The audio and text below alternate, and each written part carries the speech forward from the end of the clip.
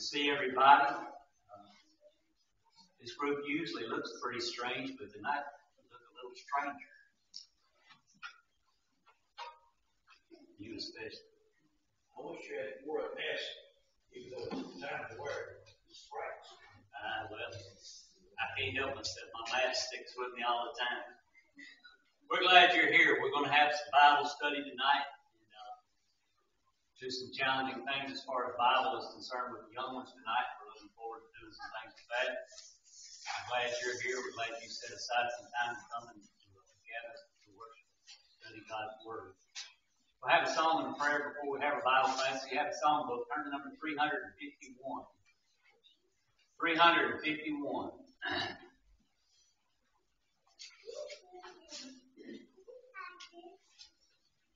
Sing this hymn, and then Brother Ron will lead us in prayer before we have our Bible class.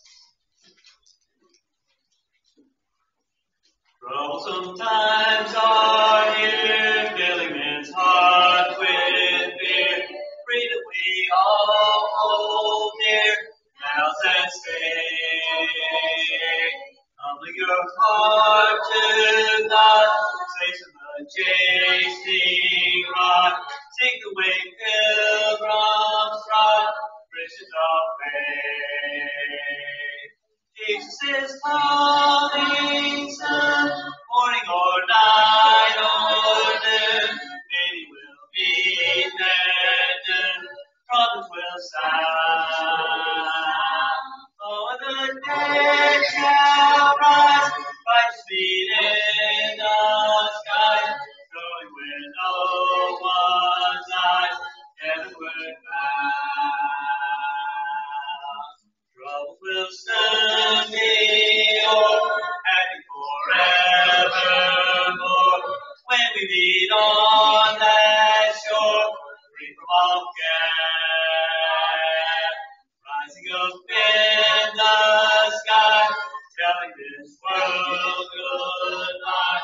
Home we then will fly, glory to share. Jesus is coming soon, morning or night or noon. Many will be there, trumpets will sound. Oh, the dead shall rise, Christ's feet in the skies, going where no one dies, heavenward bound. Dear Heavenly Father, thank you for this day. Thank you for this midweek opportunity to escape the outside world, come together and worship you, study your word. Heavenly Father, we pray that everything is done here tonight will please your sight. We want to do it for your glory of the kingdom. As you do with each one of us as we prepare to go to our classes, Bible studies, our hearts. Listen, we pray for the teachers that they have good regulation of the lessons that we prepare for us. Be with them now as we go to class. In Jesus' name.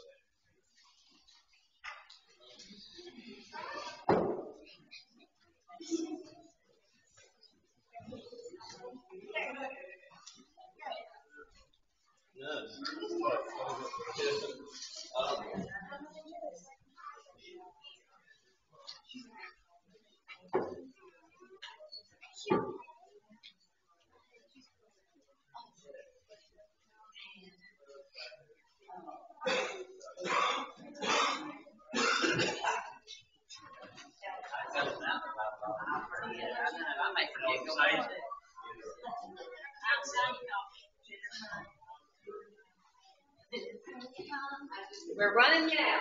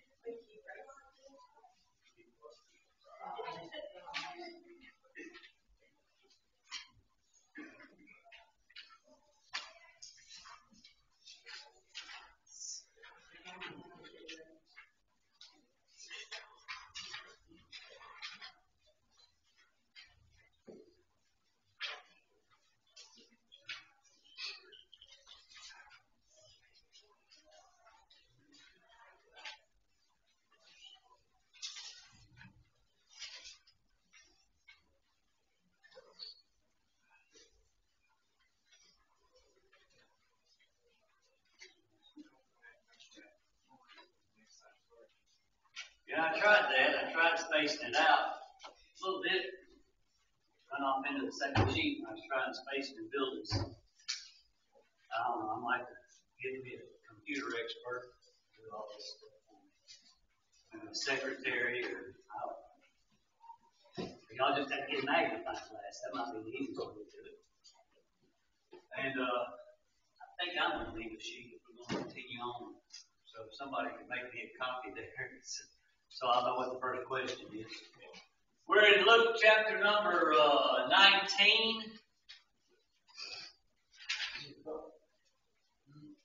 think time's going to make me one. We're going to do some reading while she makes a copy. We'll be all right.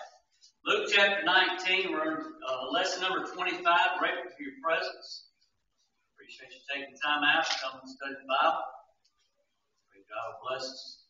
That perhaps something that will help us to grow spiritually. Luke 19, beginning at verse 1 says, And Jesus entered and passed through Jericho, and behold, there was a man named Zacchaeus, which was chief among the publicans, and he was rich. And he sought to see Jesus, who he was, and could not for the press, because he was of little stature. And he ran before and climbed up into a sycamore tree to see him, for he was to pass that way.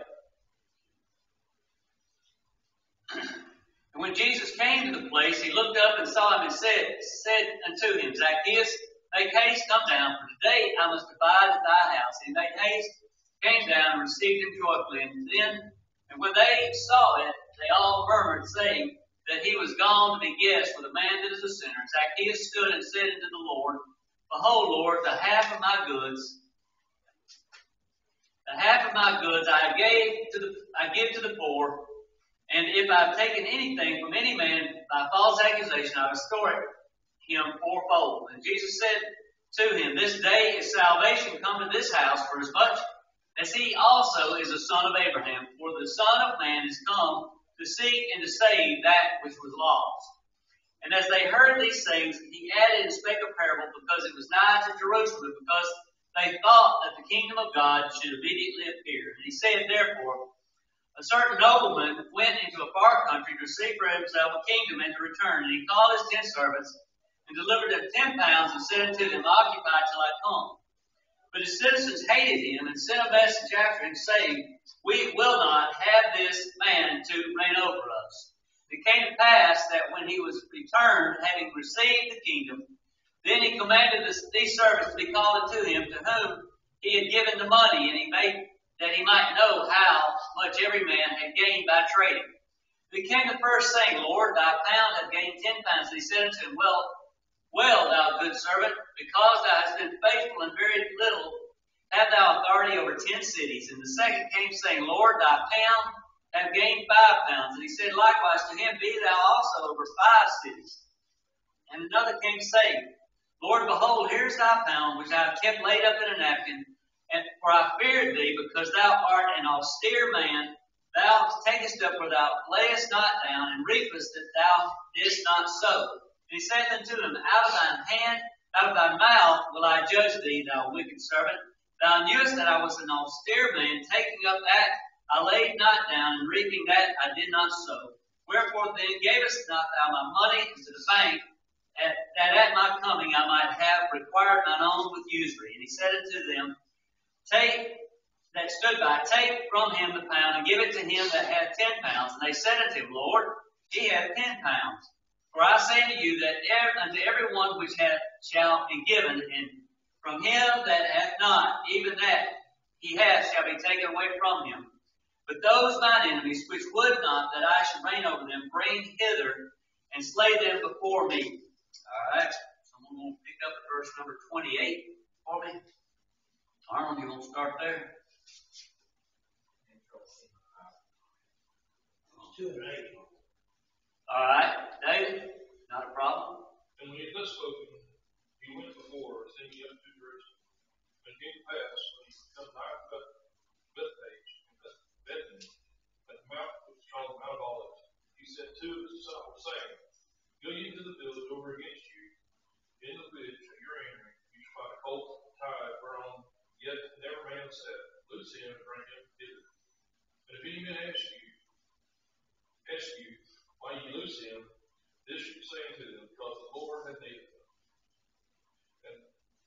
they that were sent went their way and found even as he had said to them. And as they were loosening the colt, the owners thereof said to them, why loose ye the colt? And they said, the Lord hath need of him. And they brought him to Jesus, and they cast their garments upon the colt, and they set Jesus thereon. And as he went, they spread their clothes in the way. And when he was come nigh, even down to the descent of the Mount of Olives, the whole multitude of the disciples began to rejoice and praise God with a loud voice, for it was for all the mighty works they had seen, saying, blessed be the King that cometh in the name of the Lord, peace in heaven and glory in the highest. And some of the Pharisees from among the multitude said unto him, Master, rebuke the disciples. And he answered and said unto them, I tell you that if these should hold their peace, that the stones would immediately cry out. And when he was come near, he beheld the city and wept over it, saying, if thou hadst known, even thou, at least in this thou day, things which belong to thy peace. But now they are hid from thine eyes. For the days shall come upon thee, when thine enemy shall cast a trench about thee, and pass thee about, and keep thee in on every side, and shall lay thee even in the ground, and thy children within thee, and there shall not leave in thee one stone upon another, because thou givest not time of thy visitation. And he went to the temple and began to cast out them that sold therein, and them that bought, saying to them, it is written, my house is a house of prayer, and ye have made it a den of thieves. And he taught daily in the temple, but the chief priests and scribes and the chief people sought to destroy him, and could not find what they might do, for all the people were very attentive to hear him. All right, very good. Thank you. Want to just right before we begin, think about this particular situation right here, or where we're at right now, is a kind of a culmination of the process of Jesus traveling for many miles from Galilee in that area all the way up to Jerusalem. It began in about chapter 9 of Luke, and it's going on. This book, when we first started, is the most closely chronologically to the things that occurred in Jesus' life. And so it's not a day-by-day account, but it is a transition in time from one point to and going down through the last days of Jesus' life. And now we've got him coming from that point, and he's about to culminate by the entrance into Jerusalem right here. But if you look at it, it says there at the first of the chapter that he's leaving Jericho, or is around Jericho. And Jericho, according to what I read, is about 19 miles from Jerusalem. So he's walking 19 miles. Now, I know that y'all been paying close attention to the caravan that's coming this way, the traveling that they're doing. And so we know that it can be done in a day's time. It can be done a lot further by truck or by bus or by van in our day and age.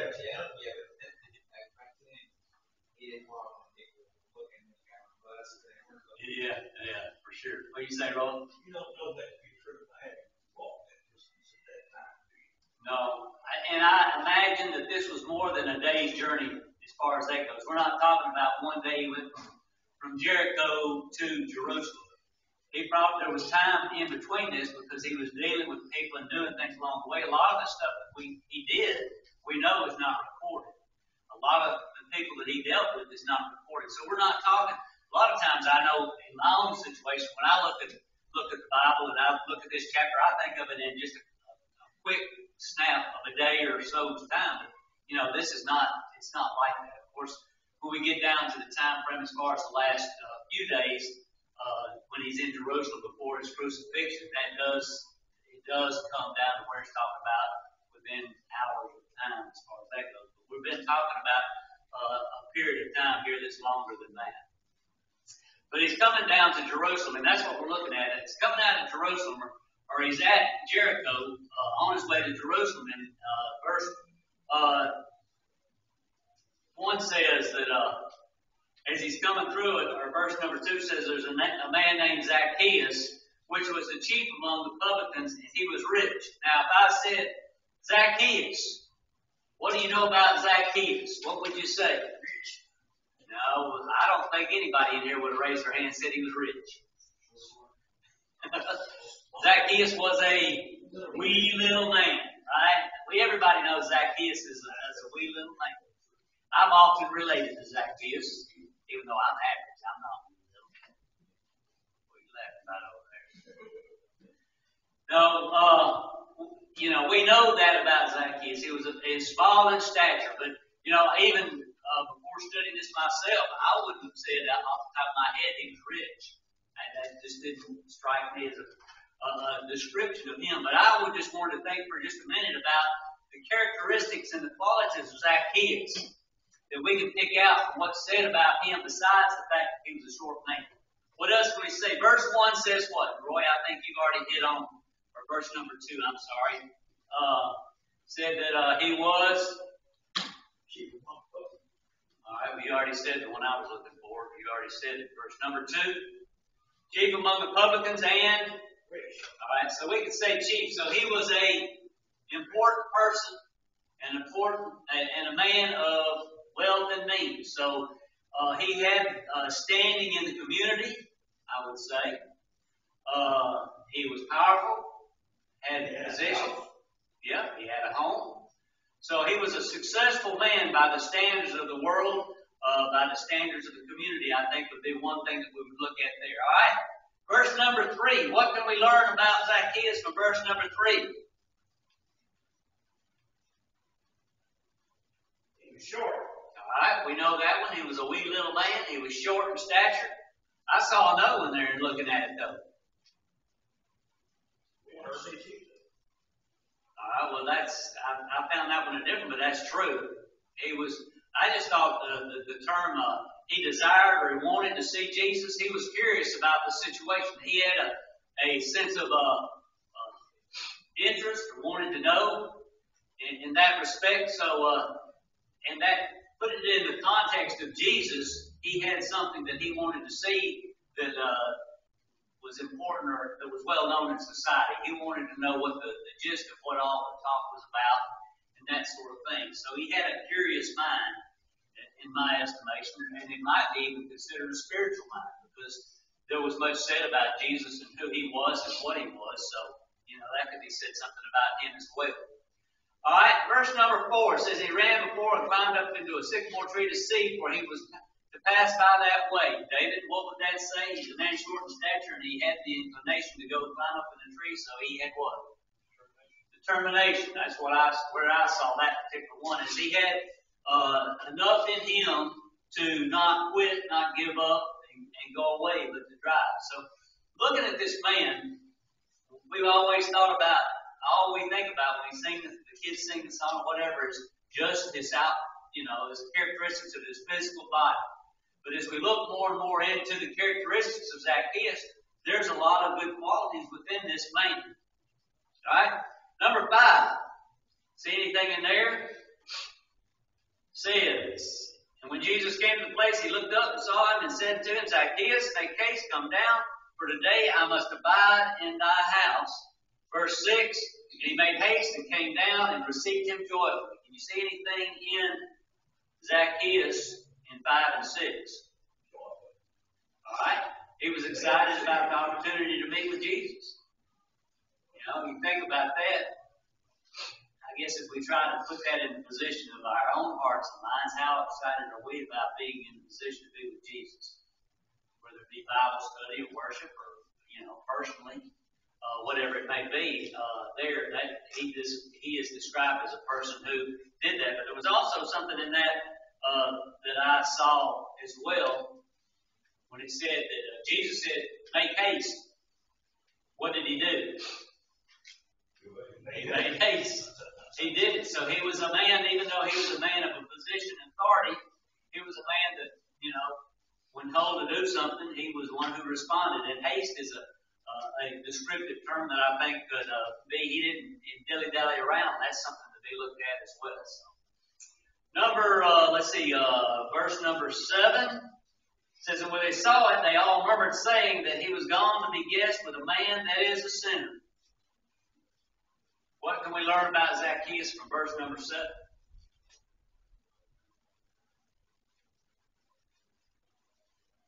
He wasn't afraid to eat with sinners.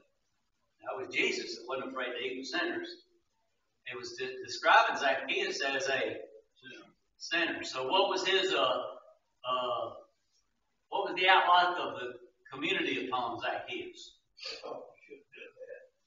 Yeah, well, and I guess we need to tender that just a little bit, because this was the Pharisees that it was talking about, that we're talking about him eating with sinners. This was just the religious people were saying that Zacchaeus was a sinner and Jesus shouldn't eat with him. Why? Why did the Pharisees not like Zacchaeus? He was a publican. What do we know about the publicans? They were tax collectors, and a lot of them abused their position and took advantage of people in collecting taxes for the Romans. So they were not a very well liked group of people to begin with. We also know that they also lost A publican, son. Publican. All right. I say that. Yeah. We're going to move on. We'll get the door shut if we get too political around here. Verse number 8. And Zacchaeus stood and said to the Lord, Behold, Lord, the half of my goods I give to the poor, and if I have taken anything from any man by false accusation, I restore it him fourfold. What does that tell us about Zacchaeus? He knew what the Old Testament said. All right. Honest, okay. He was a man that had somewhat knowledge of the Scriptures. He was a man who was willing to apply the Scriptures. So, the idea of him being a publican, we can't just put him in a general big group and be prejudiced towards that one group, because obviously this man was a man who had some integrity to him. The Pharisees didn't like him because of his job, and he was misrepresented maybe because of that. So we need to be very careful when we look at their attitude towards him. I know that there's not anybody in this room that's precious, but sometimes we generalize rather than looking at individual situations. You make any comment on the store, 5 ox for an ox, and 4 sheep for a sheep? Would you comment on that? Would I comment on that?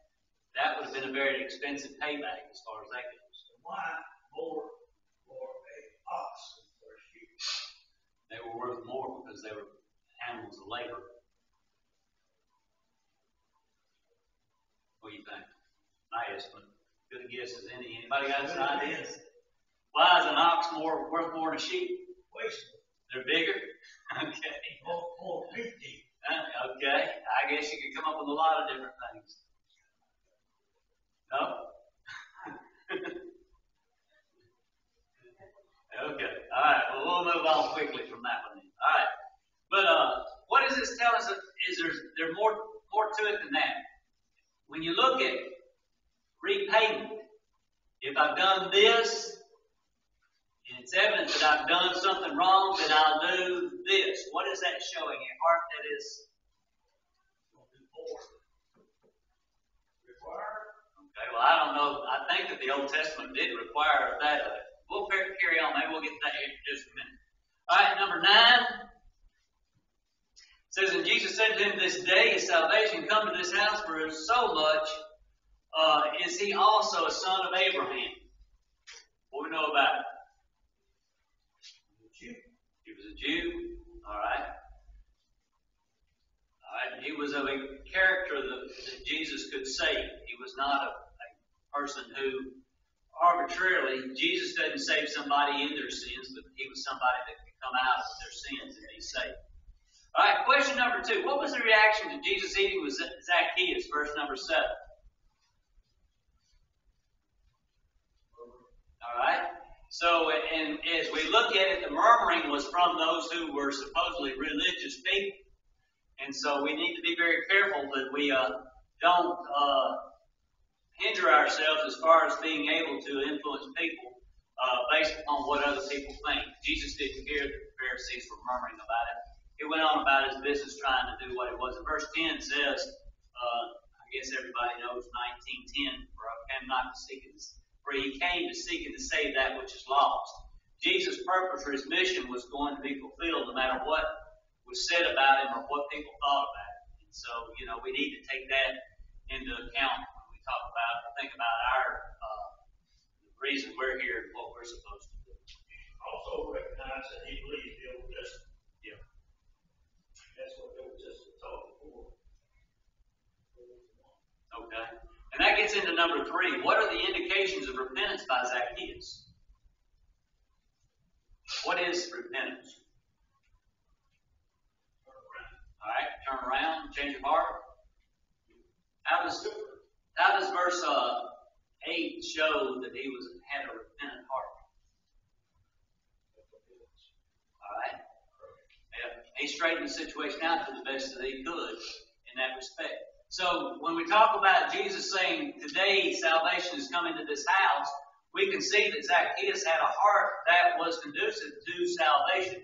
He was willing to change when he saw that he had done something wrong. And I'm not so sure in verse 8 there it says, and if I have taken anything from any man by false accusation, I restored him fourfold. That kind of, to me, indicates that maybe he had abused people a little bit with his thing. By false accusation, I get this. Like that's something you're accused of. Yeah, well. Most rich men are accused of doing that kind of thing. So they accuse me all times of having stolen my money so I could be rich. Okay. All right, well, I was looking at the standpoint maybe he had, but probably what you're saying is a little clearer in respect. He had been falsely accused of doing something, and he went ahead and paid it back anyway. Even though he was wrong. Question about that, though, I think that if we pay something back and we're innocent, what do people think? Yeah. So it's, again, it gets down to the point where you got to just do what you know is right, what you think is best in that situation, not worry about what people think about you. Okay, gets on to the parable of the 10 pounds, and that begins at verse 11. It says, question number 4, what was the reason for the parable of the 10 pounds? Verse number 11.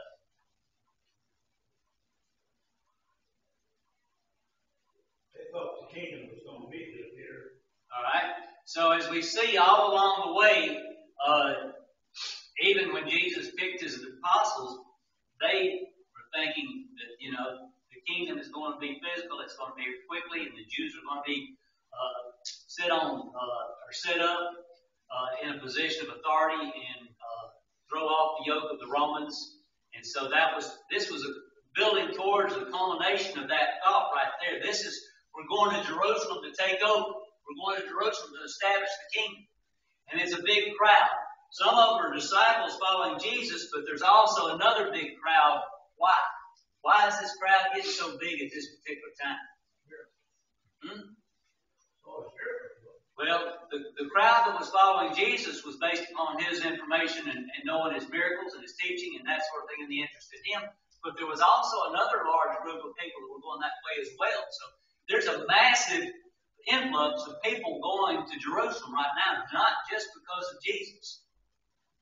What was getting ready to take place? The Passover. They were required to go to Jerusalem at this particular time, and so there was a massive group of people that were traveling to Jerusalem. And so all this was taking place, and a lot of this was just the disciples were thinking, this is it. This is what all the Old Testament's been laying the groundwork for. It's finally happening. We're going to get to be a part of it. And you can see the enthusiasm, the excitement, and the intensity is beginning to build right here. And so Jesus sees this or knows what's happening, and so he gives this parable right here in response to it, or to let the people know what's happening as far as what the situation is with him is concerned. All right. Looking at the parable,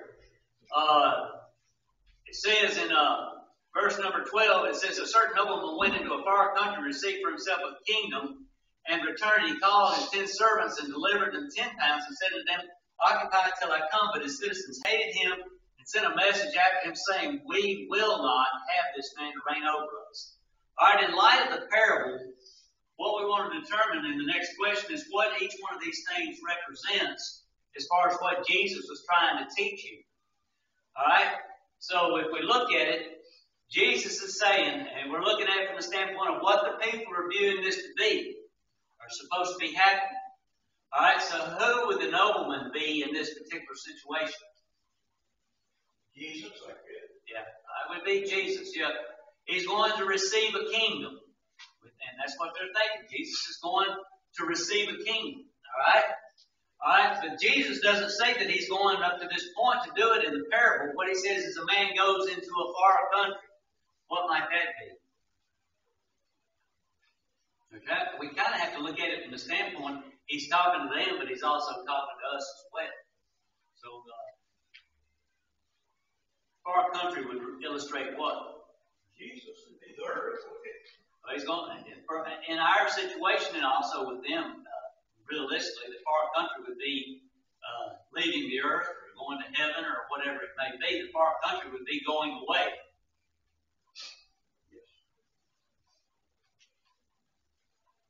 All right? But then he's going to return. What would be the return of the nobleman? If Jesus is the nobleman, the return would be what? The second coming. He's going away to a far country to receive a kingdom. Jesus was crucified. He rose the third day. He told Mary in the garden, or Martha in the garden, touch me not, for I have not yet ascended into my Father which is in heaven. He had not been to heaven to be crowned. And so he received the kingdom or the glory when he went to heaven. All right? So, D, all right? All right, it says, the calling into account. Beginning at verse 15, it says, and it came to pass that when he was returned, having received the kingdom, then he commanded these servants to be called unto him to whom he had given the money, that he might know how much every man had gained by trading.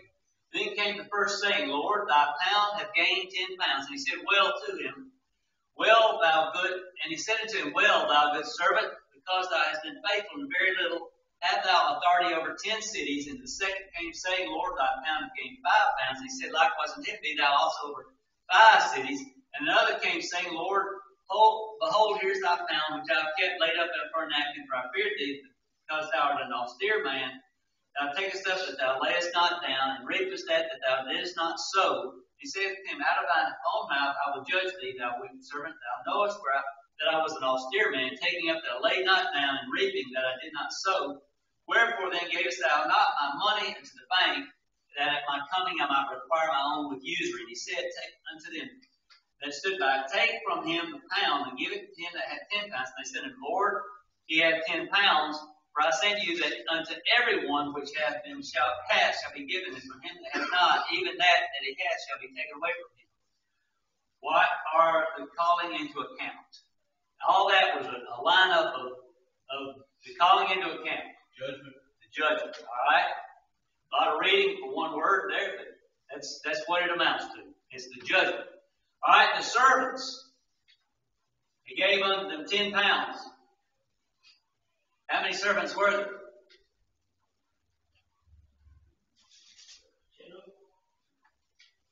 That's my understanding. 10, and each had a pound, but it only gives the 3, and counting, only 3 out of 10 are going to go to judgment. So, y'all are going to go, and I'm not. No, that's not what that teaches. We can't read too much into that. But it says that everybody, or the 10 servants, were given the same amount to work with. Right on that thought, which coming that the Lord shall return, and they that are saved will meet him in the air, and thus shall they fulfill the big law. And where does judgment fit into that? Well, Let's do it. David can answer it. Or Mom. Just because the statement there is made doesn't mean that there's not going to be a judgment. You look at when the people Luke where the rich man and Lazarus, that was before the judgment. We think of judgment because we have courts, we have appeals, and we have all kinds of stuff. But God's judgment is going to go 1, 2, 3, 4. That's it. No argument, no appeals. No discussion, no excuses. Yep.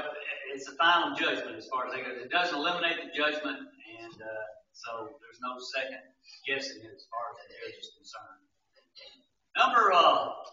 The servants represent, I think in the parable, Jesus was pointing to the fact that those who thought that he was going to be made a king at this time, or the Jews, looking at the nation of the Jews in that respect, all these Jews were looking at the coming of the Messiah and that sort of thing, and that's what that's representing there. Is the Jews have been given the ability to know of salvation and the Messiah and that sort of thing. So I think that more than anything, that represents them, but it also represents all who would be servants of God.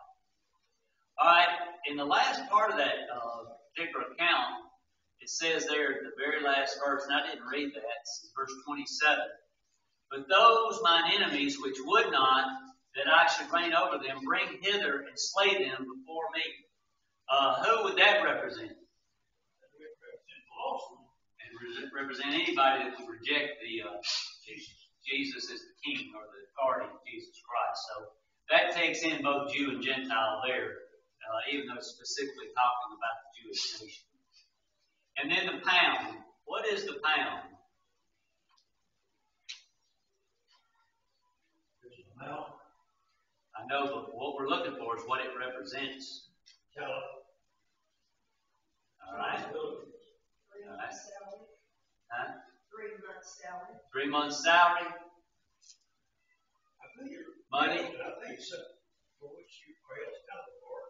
Because it's been turned over to you that you might answer for it. Yeah. The Greek for 3 months salary. 3 months salary. All right. So we understand that in the parable, the pound is a financial, what it is, money he's given it to invest or to take or to do with. What we want to try to figure out is what the pound represented as far as to us. It doesn't represent money to us. It doesn't. I mean, money can play a part in it, I suppose.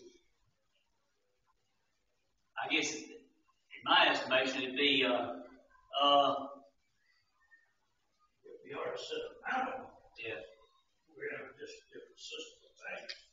what is one thing that everybody's going to have to give back to God? We're going to have to account for what? Our time. What's been given to us? Huh? What's been given to us? Our time, our things. Ultimately, though, what I was looking at from the standpoint of the soul, we're giving account for what we are doing to take care of the soul that we've been given, life, however you want to do it. So, everyone is going to give account. Everybody's been given that. We can look around the room and some have got money and some don't. And some have got good health and some don't. So we can look at all the criteria around that. But ultimately, every one of us have the same thing when we talk about our soul. Well, if you do that, would you mind answers to be the ones that just got money so I can come and play up to? Well, I can't start doing that. You'll be bugging them all the time like you bug me. That's not what you. That's true. That's true. But the pound could be, it could be talent, it could be things, it could be, but ultimately it's something that everybody has that they're going to have to give back and account for. And realistically, that's ultimately what it comes down to. We're all going to have to give an account for our soul and what we've done to take care of it or to prepare it for eternity and give it back to God. All right, number 6. What is meant by the description of the nobleman as austere? Before I get an answer from that, Sue, do you have another word besides austere in your script version? Which verse? I'm sorry? What verse is it? verse number, 20, One. yeah, 21. I'll say second. Austere. All right. All right. Harsh. All right. 21. I feared thee because thou art an austere man. Thou takest up that thou layest not down, and reapest that thou didst not sow. All right. So he's a harsh man. How is he harsh? Strict. I think it's more strict than harsh. Okay. Strict. I was reading Albert Barnes' commentary on it just to kind of get a general idea. He talked about it being a situation where people take advantage of people. You know, they're not working, but yet they're using other people to get what they are. Which is, if you're looking at the nobleman in the sense of being Jesus or God, is that a fair assessment of Jesus or God? You say he's too hard on me. He expects too much of me. Is that what not the man that hid the pound in the napkin said? You know, you're hard. Jesus will not be I'm afraid. unfair, unholy, his judgment. Well, I'm not definitely not saying that he is, but I'm saying the accusation against the man was of this nature, and so he just was afraid of losing it all, so he didn't invest it. Do you think verse 23 teaches that it's all right to put some money in the bank and make money off interest? Sure. Sure. If I had any money, I'd be investing in Franklin. Right now, if you put it in a bank, you're just about throwing it away. I think with the way things are going, inflation's going to eat it up here pretty quick. Anyway, we're not going to get on that. We're not going to get into that political field either, sir. All right. But he had made an accusation against the nobleman and used that as an excuse not to do what he was supposed to do. What I gather from what was said here in the parable. He used an excuse of blaming somebody else for not doing what he needed to do. Another thing, and I don't have this as a question on here, but I just thought in looking at it, if you look, how much was the man who took the 1 pound and gained the 5 pounds, what was his reward? All right. The man who took the 10 pounds, was it? Or made 10 pounds out of 1 pound. How much? 10 cents. What does that indicate anything about labor reward as far as spirituality is concerned? 10 times. All right. I don't know if it would be exactly 10 times, but what it indicates to me is the fact that, the reward is going to be so much greater than whatever, we have to put into it in that respect. How would you pay for him? You can't. But you look at the reward of the man who put it in a napkin, what was that? He was killed. And I would look at that as complete loss. So, it's either a magnificent reward or a complete loss, and that's what we're looking at when we talk about spirituality. We may think that it's hard to put up with whatever we have to put up with, and we're small in number and don't have a lot by the world standards going for us. But if we're faithful and hang in there, then the rewards are going to be, it's not going to be commensurate. It's going to be above anything that we can imagine. All right. What is meant by the description of the nobleman as being austere? Number 6. Number 7. How did the nobleman judge the wicked servant? Verse number 22. That is all about. All right. So what does that mean? He just said. All right. So he looked at the facts based on the man. It was not an arbitrary decision or judgment based upon it. The evidence was there. What's that? That as you judge, you will judge. Yeah. Okay. So he judged the man, and it cost him. And so that's that was the evidence all the evidence he needed. He didn't do what he was supposed to do. Number 8, what principle is taught in the dealing with the servants and citizens in the parable? 24 to 27.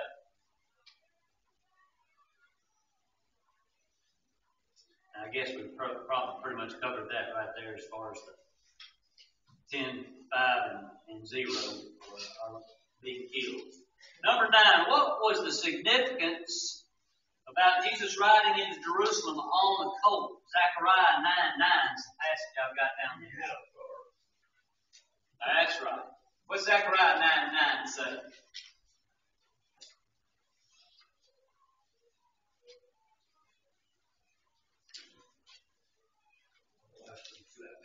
She needs to. She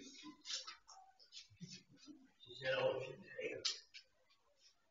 I'm going to give her permission.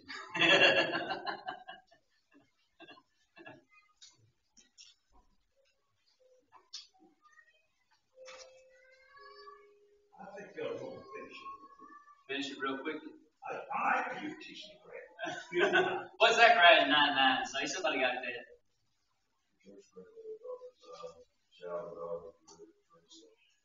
Behold, the king cometh unto you, he is just having salvation, lowly riding upon an ass, upon a colt, All right.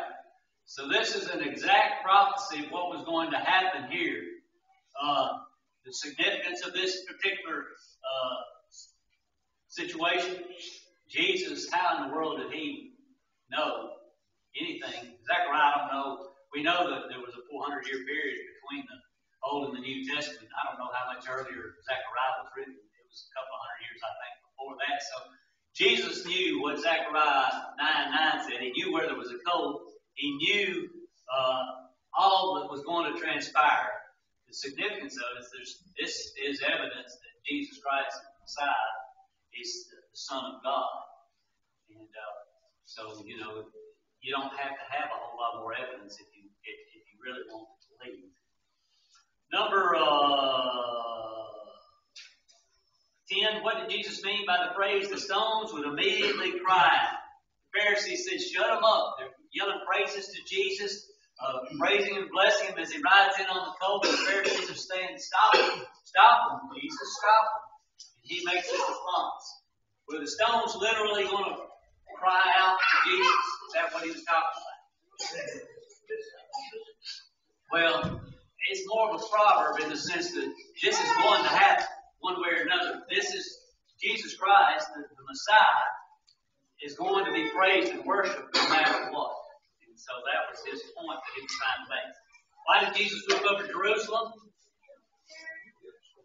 right, he knew exactly what was going to happen. They had the opportunity, they rejected it, and they're going to be destroyed. And then, of course, Jesus goes into the temple in the last part of this particular chapter and chases out the people who were buying and selling it there. We're going to talk about the point of them making it a den of thieves. And how today in the religious world, the church is now a den of thieves again. It's just a money making operation.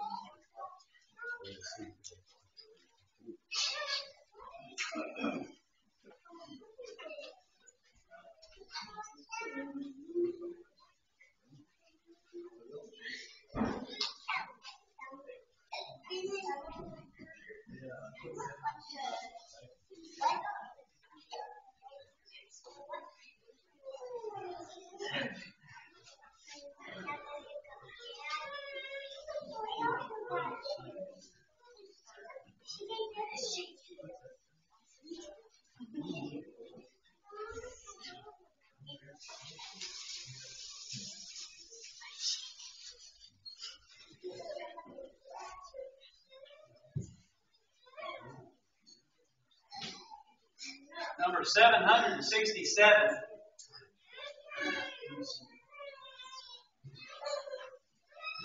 767 will be our hymn of invitation here in just a minute.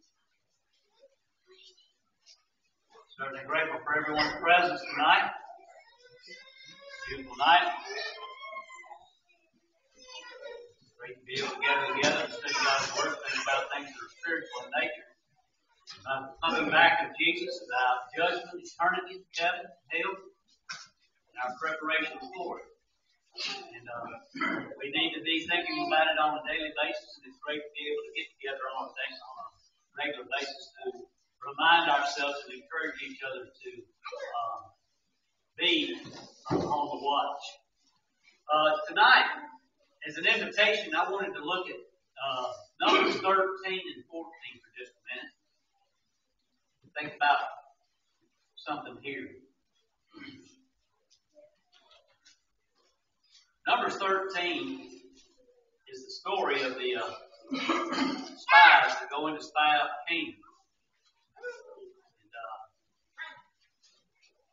And we know the story well, but I want to read here just a little bit about what happened and just talk about it for just a minute in our hearing. In Numbers chapter 13, beginning at verse 27.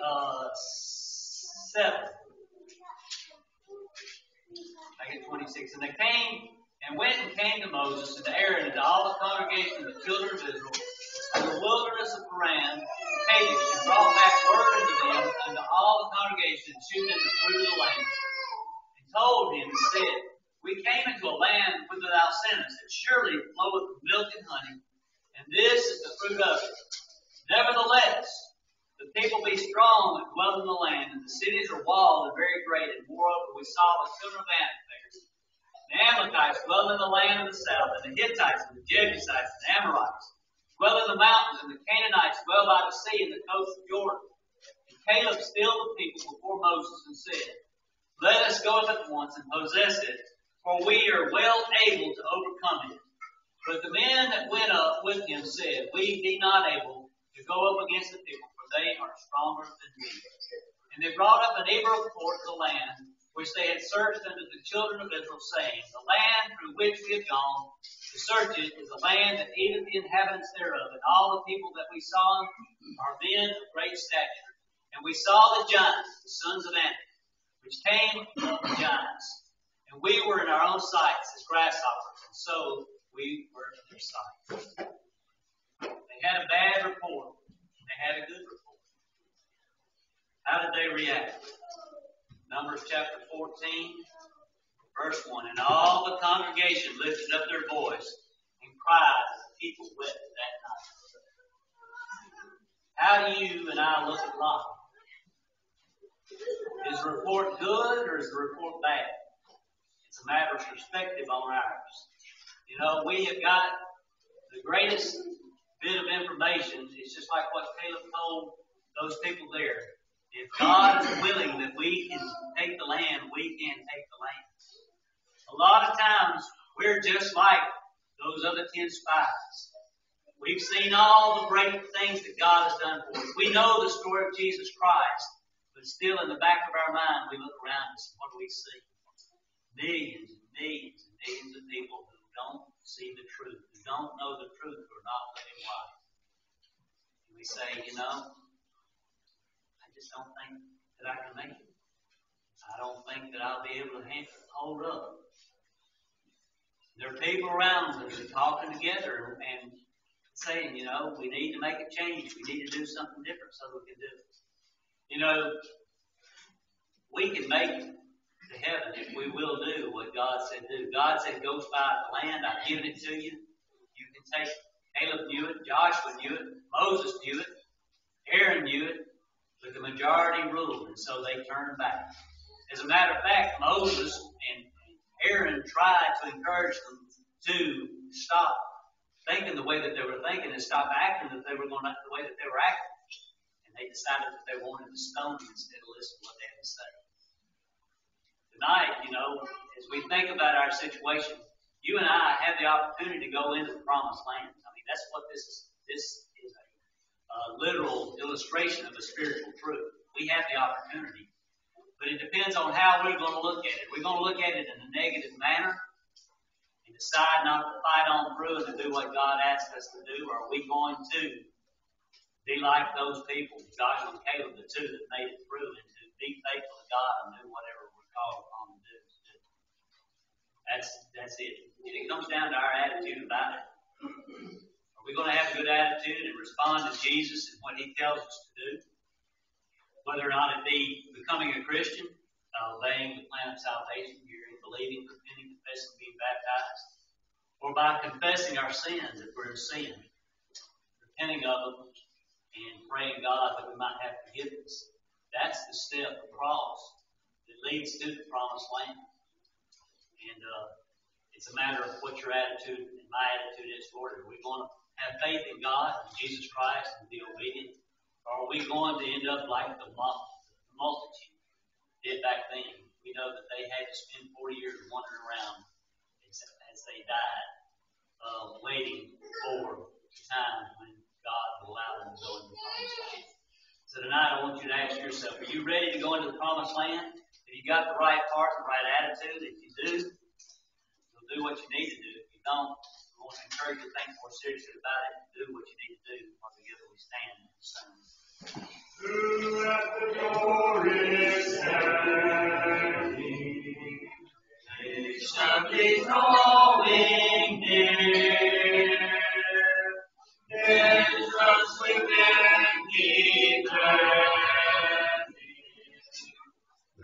Says the voice I hear. Sweetly the tones are calling. Open the door for me. If thou wilt be my calling, I will abide with thee. Door of my heart I hasten. Will I open wide? Though he rebuke and chasten, he shall with me abide. Sweetly the tones are rolling. Open the door for me. If thou wilt heed my calling, I will abide with thee. Thank you all so much for being here. Hope to see you again Sunday. My nose is itching all the time from hearing that song. And we can see you Sunday morning at 9:30 for Bible study and 10:30 for worship.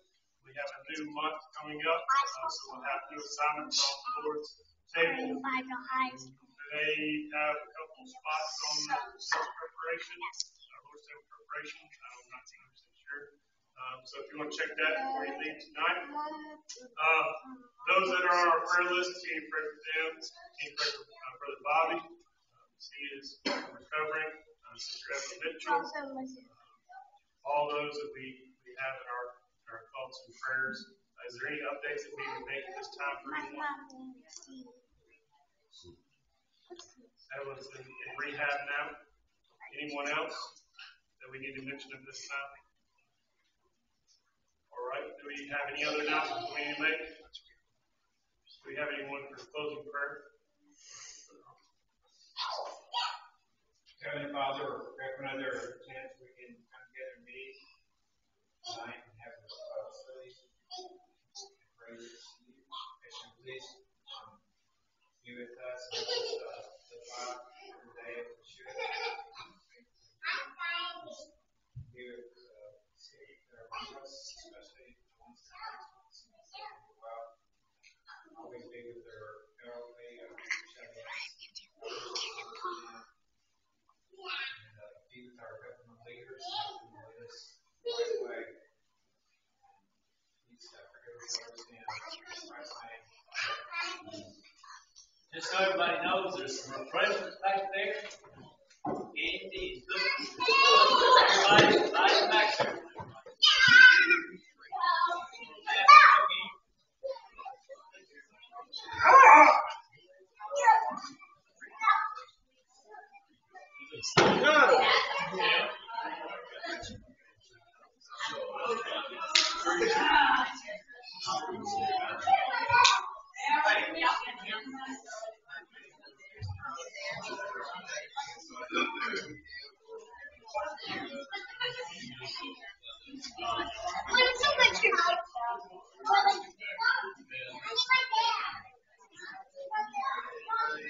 I know.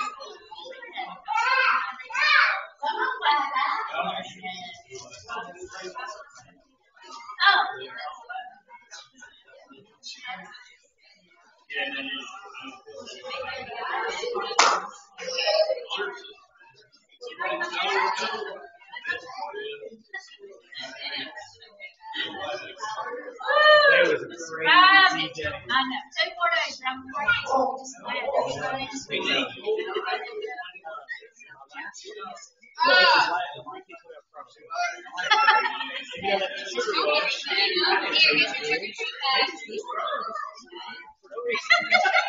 That sounds like it. And we're doing that. I think we're going to get you They come back tomorrow. I might send them back tomorrow with no shoes on. I send them back to me. Anything different? Yeah. Yeah, absolutely.